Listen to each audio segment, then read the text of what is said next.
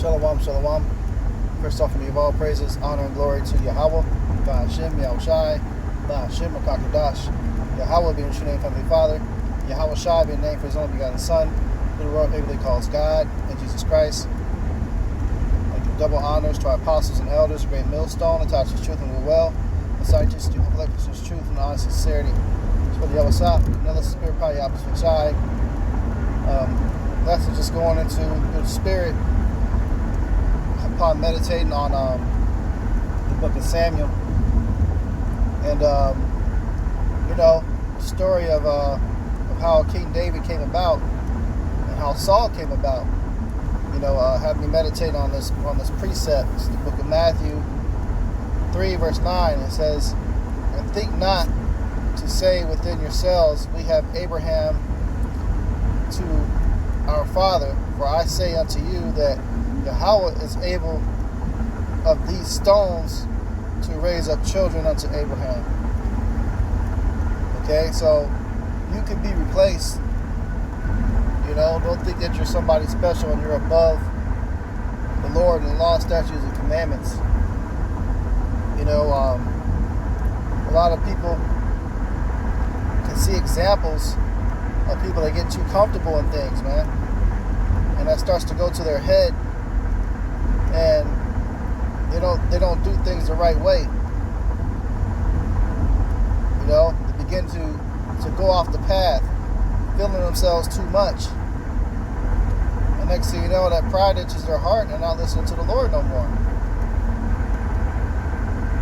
And that's basically what happened with Saul. Even before Saul was selected as king, it was done. It was done not by the right path, because the Israelites were supposed to rely on Yahweh being their king. But that wasn't good enough. They wanted to be like the nations around them. So Yahweh, he went ahead and just gave them what they wanted, but he set up a king that he said has to be after his heart. And at first, Saul was, man. He was on point. And multiple times throughout the book of Samuel, Salakia, I'm in transit, I can't really bring it out right now. Look it up. I don't want to, get in a wreck or anything, but just paraphrasing. Basically, there was multiple times when you're reading the chapters that Saul was actually out prophesying with the prophets in ministry. And they were asking, is this man a prophet and a king? Because he was actually doing the work. He was laboring for Yahweh or Yahushai, man, or Yahweh. He was actually laboring for him. So, when you think about that, think about how many brothers that are with you out there preaching. And think about yourself out there preaching, first and foremost. Are you truly after the Lord's heart? Are you going to let the things of the world, steer you off the path and cause you to become a bug out and fall out, man? You don't want that to happen. You see men that get kicked out, GMS, and after they get kicked out or they get separated, they start following false doctrines, start scoffing and scorning, and then they just go all the way left, man. It's crazy to see the countenance of them change and how the spirit gets stripped away from them. And it could be just a simple, littlest mistake of one commandment broken that could piss Yahweh off enough to take the spirit off of you. There was a few instances where Saul didn't listen, man, and didn't do what Yahweh commanded him to do. Samuel went ahead and told him, hey, look, you got to do it this way. This is exactly what he expects. And there was times where, Yahweh was even speaking to Saul. He was able to inquire and get questions answered and stuff like that, man. But he just kept doing these little I do what I want to do type spirit, I know better type spirit, or I can just do this, it's okay, Yahweh isn't going to care. You can't have that spirit, man. That you can just do little shit and it's not a big deal. You got to get rid of that it's not a big deal spirit. It is a big deal. If you're going off according to the scriptures, it's a big deal. Okay? You can't cherry pick and cut corners. And Saul, the last strike for him was when Yahweh commanded him to go and slaughter all them Edomites, man. And slaughter all of Amalek. Spare none of the babies, none of the women, none of the men. He said, don't take any of the spoils. He said, kill everything, man. Just kill it all. And that's another thing within the scriptures. When you read the accounts and you actually meditate on the magnitude of what Yahweh commanded sometimes the Israelites to do, then you know Yahweh is not all 100% lovey-dovey like the Christian church makes him out to be. He actually straight up told the Israelites, man, to he told them, Salakia, he told them to kill the babies too, man. That's wild. That's really wild. You know? But he told them to do that.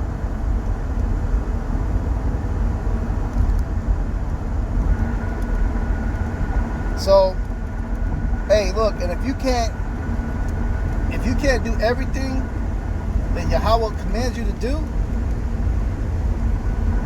then you need to question what you're involved in, man. If you can't stick everything to the T, you got to be trying to keep the law, statutes, and commandments to the best of your ability. Now, I'm not saying that you got to keep everything perfect, because that's impossible.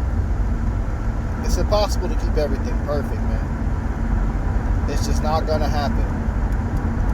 But you got to put your best foot forward to try to keep what you can. And especially when it comes to the ministry, you got to put best foot forward to do everything you're supposed to do. You know, don't cut corners in doing the work, man.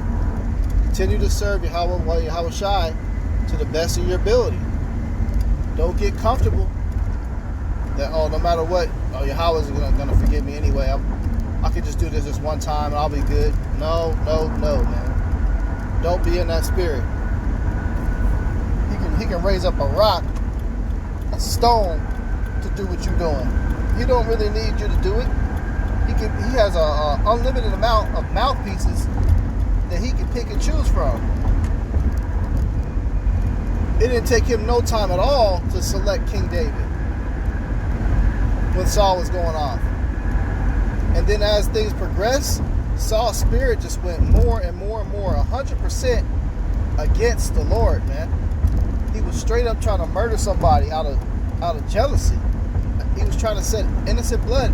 He really had it out for David, man. And he didn't do nothing to Saul. It was just Saul got in his feelings and butthurt as soon as he heard them women singing about how many men that David could slay. He said he slay 10,000s. And he said Saul could only slay 1,000. So he got all mad about that. Obviously, that wasn't true at that time. Saul had already slayed thousands and thousands and thousands. But you know, that's that little shit like that. And it wasn't even nothing that David said. It was with the women that was groupie about David said that shit. And he got all jealous over that. And that's what niggas do in the world, man. They start seeing you get some type of praise and attention. Women gravitate towards you. You have a nigga that's looking in the back corner of the room with a big ass frown, plotting on how he gonna murder you and make you look bad in front of them, so he could be the one that's getting attention. That's the wrong spirit to be in, man. But that's the spirit that can hop on you if you ain't grounded in Yahweh Shai. The Lord took the spirit off of him, man. And the Lord put a rebellious spirit on him. He didn't want it no more. Because he proved himself not to be the guy, man. And Yahweh always gets his way, because he ended up raising a humble, meek man to be in a position. And you know, the same example could happen on a level of people being in the truth. You know, you might have a brother that wants to be number one, wants to be the head of a camp, or wants to be looked at and praised as, you know, such a great prophetic man. He may see a brother getting, you know, praised and rewarded and exalted for doing a great job, a great work. And instead of him being happy for that brother, or proud of that brother, there's a spirit of envy that's there. Well, why? How come I didn't get praised by this elder? What's that? Why is he so special? This guy ain't been teaching more than a year. So why does he get all this recognition? But I've been teaching for 10 years and I don't get nothing. That's the wrong spirit to be in, man. That's that envious hatred spirit. That's the same spirit that at the time period when Joseph got thrown into slavery from his brothers, man. They had that same envy towards it. You know, Jacob had favor on Joseph. And they got jealous. Envy, man. Envious. Watch that envious spirit. Because a lot of you guys, hey, you're gonna get kicked out. You're no less than a regular stone that's on the ground in the eyes of the Lord. He can raise up any other stones to be you. And it's scary to see, but you got some brothers that be on the right path, you can see the Spirit of the Lord is on them. And then it's sad to see when it gets stripped. But it gets stripped for a reason. You know, if you see brother get kicked out, for some of your newer brothers that's watching in, and you see people get removed, you're going to start learning from experience, you know, that it happens for a reason.